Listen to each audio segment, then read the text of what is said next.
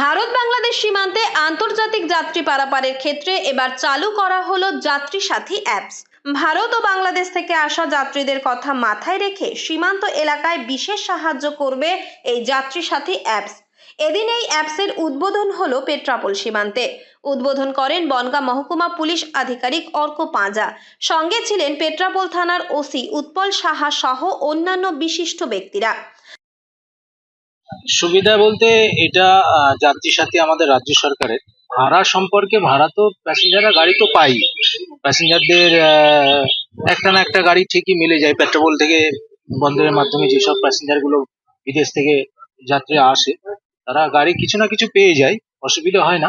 কিন্তু তবুও একটা সিস্টেমের মধ্যে থাকলে কি হবে, তাদেরকে খোঁজা লাগবে না, খুব সহজেই তারা পরিষেবাটা উপভোগ করতে পারবে। এটাই সবচেয়ে বড় জিনিস, যে এখানে এসে তাদেরকে আর কোনো টেনশনের মধ্যে যেতে হচ্ছে না, গাড়ি কোথায় পাবো, কি করবো সেগুলো করা লাগছে না। ভাড়ার জন্য এদিক ওদিকে ছোটাছুটি করে বেড়ায়, কোথায় একটা ভাড়া পাবো, কোথায় একটা ভাড়া পাবো, এরকম সেখানেও চলছে।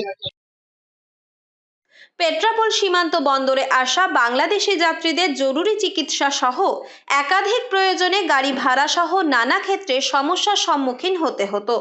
কোনো কোনো ক্ষেত্রে ভাড়া বেশি নেওয়ারও অভিযোগ উঠতে দেখা যেত। বহু সময় যাত্রী নেওয়া নিয়ে যান চালকদের মধ্যে অশান্তির ঘটনাও ঘটেছে অতীতে। তবে এবার সেই সব সমস্যার সমাধানে এক অভিনব উদ্যোগ নিতে দেখা গেল বনগাঁ জেলা প্রশাসনকে। পেট্রাপোল যে ল্যান্ড পোর্ট আপনারা সকলেই জানেন, সেই ল্যান্ড পোর্টের উদ্দেশ্যে এখানে যে ক্যাব সিস্টেমটা রয়েছে, মানে বাংলাদেশ থেকে এখানে যে প্যাসেঞ্জাররা আসছেন বিভিন্ন পারপাসে, মেডিকেল পারপাসে, টুরিস্ট পারপাসে, তারা কলকাতায় যাবে এবং অনেক দূরে তাদের যেতে হয়। সেই ক্ষেত্রে তাদের ট্যাক্সি পাওয়ার খুব একটা অসুবিধা ছিল এবং অ্যাভেলেবিলিটির একটা ব্যাপার ছিল, রেটের একটা ব্যাপার ছিল।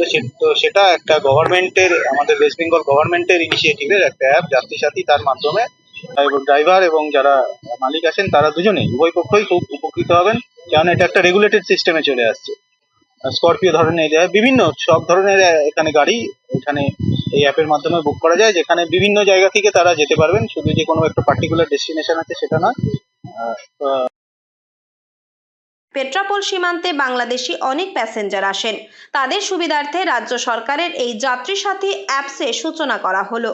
এই অ্যাপসের মাধ্যমে সুষ্ঠুভাবে যান চালকরাও করতে পারবেন কাজ। এর জন্য চালকদের কোনো কমিশন দিতে হবে না। এদিন থেকেই চালকদের গাড়ি রেজিস্ট্রেশন করা শুরু হয়েছে। দু দেশের যাত্রীরাই তাদের ফোন নম্বর ব্যবহার করে ওটিপির মাধ্যমে এই অ্যাপসের মাধ্যমে সীমান্ত এলাকায় গাড়ি বুক করা থেকে শুরু করে যাবতীয় গুরুত্বপূর্ণ ফোন নম্বর পেয়ে যাবেন হাতের মুঠোয়, যার ফলে নির্দিষ্ট গন্তব্যে পৌঁছানো হবে আরও সহজ। এই অ্যাপস চালু হওয়ায় যাত্রীদের পাশাপাশি খুশি সীমান্ত এলাকার যাত্রী পরিষেবা দেওয়া যান চালকেরাও। উত্তর 24 পরগনা থেকে রুদ্রনারায়ণ রায়, লোকাল 18 বাংলা।